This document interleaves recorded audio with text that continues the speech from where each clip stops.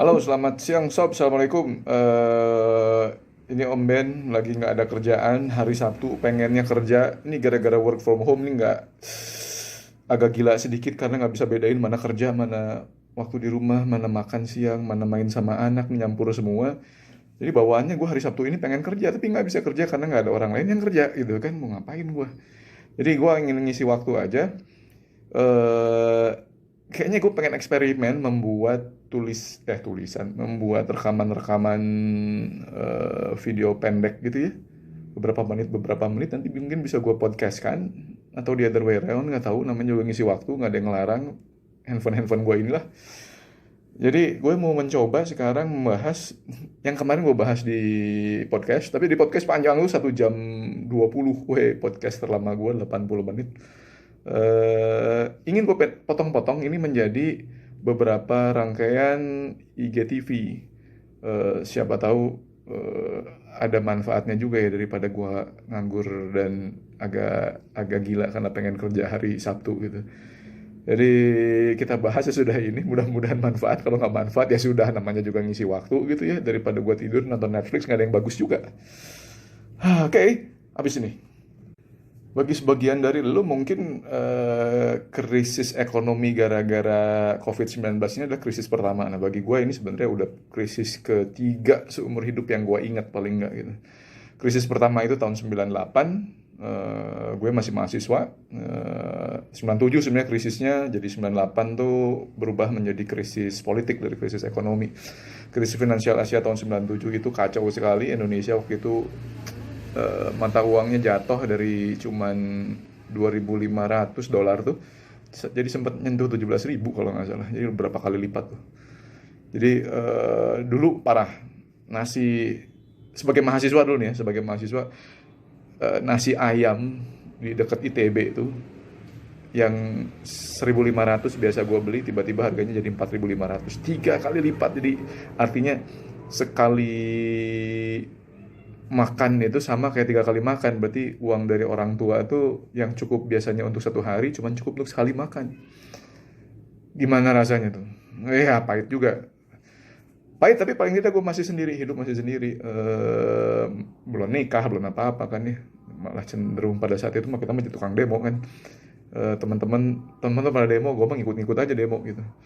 Karena sepakat aja bahwa ini kesempatan Soeharto-nya harus turun gitu.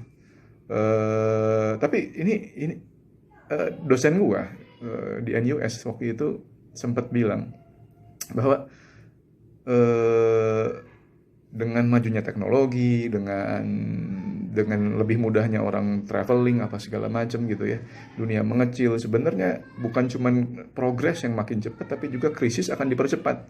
Waktu antara krisis itu akan makin lama makin cepat, makin dekat, makin dekat, makin dekat.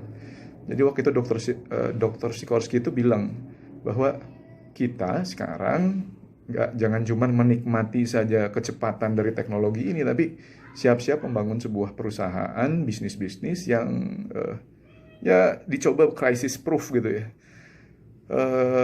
Ini gue ingin ngeliatin sesuatu dulu deh, buktinya ini. Nih, krisis dari abad 20 ke abad 21, gue ngambil sebenarnya dari Wikipedia nih. Ini krisis besar abad 20, Great Depression tahun 29. Sesudah itu, tahun 79 ada lagi krisis energi. Krisis energi karena permasalahan minyak ya. Ini lihat, 29 ke 79 itu 50 tahun. Dari 79, kita ketemu lagi krisis yang besar itu Asian Financial Crisis. 18 tahun jaraknya, ini masih 18 tahun. Lalu kemudian dari 97, 2008, ini bubble housingnya Amerika, ini 11 tahun jaraknya udah. Dari 2008 sampai ke 2019 ketemu sama krisis lain karena virus, ini 11 tahun lagi. Jadi dari yang awalnya 50 tahunan, 20 tahunan, sekarang udah 10 tahunan. Artinya setiap dekade bakalan ada krisis.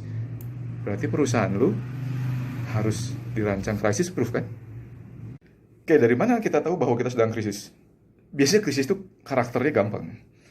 Eh, Akan lebih banyak faktor-faktor yang tidak bisa lu kontrol dibandingkan faktor-faktor yang bisa lu kontrol dalam berusaha. Ya kan, kalau kita buat perusahaan sebenarnya kan yang kita lakukan adalah mencoba mengukur segala macam hal dari perusahaan kita agar terukur, agar bisa dikontrol. Punya uang berapa hari ini, seminggu lagi punya uang berapa pengennya, kalau pengen punya uang segitu berapa target penjualannya, kalau target penjualannya segitu berapa kita harus produksi barangnya gitu kan. Kalau pengen jualan segitu harus minjem duit kemana berapa misalnya begitu. Ini semua kan terukur. Bisnis harus terukur, makin gede bisnis makin harus terukur. Kenapa? Resikonya makin gede. Kalau lu baru mulai brand lu, bisnis lu, mungkin masih banyak yang tidak terukur, bener kan? Itu makanya di awal-awal sebuah startup emang kayak krisis gitu, banyak yang tidak terukur. Cuman ketika lu membesar tiba-tiba ada krisis, waduh bebannya kan udah gede banget, beda sama zaman waktu gua mahasiswa kemarin kan. Kemarin tahun 98 gitu kan. Bebannya satu orang, sekarang ada yang punya pegawai udah 20, ada 80, udah 200, udah 800, udah 8.000 menghadapi krisis seperti ini gitu. Banyak sekali hal yang tidak bisa kita kontrol sekarang, misalnya jam kerja diatur oleh pemerintah. Jakarta sekarang 2 PSBB, siapapun nggak boleh kerja gitu kan, kecuali berapa 8 sektor ya kalau nggak salah yang masih boleh kerja gitu. Bandung di sini mulai hari Rabu depan. Pengen kerja tapi nggak bisa kerja, nggak boleh. Nilai mata uang sekarang dari 14.000 udah berapa, 16.000 ya? Gue nggak ngecek hari ini berapa. Pegawai lu kapanpun bisa tertular COVID-19. Dan satu pegawai lu tertular, satu perusahaan nggak boleh jalan kan. Ada tuh pabrik di dekat Bandung tuh. Satu pabrik gede nggak boleh kerja gara-gara pegawai, manajernya 7 orang sakit kena virus ini. Suplai bahan baku udah banyak kan teman-teman yang ngerasain suplai bahan bakunya nggak lancar. Yang gede nggak lancar juga karena sekarang tuh nggak ada penerbangan dari satu negara ke negara lain yang direct. Itu menyebabkan pengiriman yang biasanya kurir 3 hari jadi 14 hari itu internasional. Yang biasanya order ke Cina misalnya bisa 1 bulan sampai di sini, tapi pabriknya juga tutup. Atau bahkan teman-teman yang lebih kecil, yang ukurannya lebih kecil, emang nggak ada urusannya sama perdagangan internasional, tapi belum kerasa aja sih sama lu. Tapi udah mulai kerasa kan. Toko-toko tempat kamu beli kain mulai tutup. Toko-toko tempat beli packaging makanannya tutup juga. Mau jual makanan packagingnya nggak ada, masa mau pakai plastik kresek gitu kan. Nggak kontrol kan. Dan yang paling pasti mungkin kalau untuk teman-teman yang kayak gua, yang punya toko juga gitu, arrival konsumen. Arrival konsumen parah banget kan. Ada yang turun penjualan sampai 80%, ada yang 90%, ada yang masih 50%, ada yang udah yang punya restoran gitu atau punya kafe 1 hari arrivalnya 1 gitu. Dan PSBB suruh tutup lagi. Ini krisis. Pahitnya gitu. Tapi ini tuh akan ada terus setiap dekade loh perhitungannya. Setidaknya itu kata Dr. Siskorsi. Lu mau percaya mau enggak, gue udah ngerasain inilah krisis ketiga gue.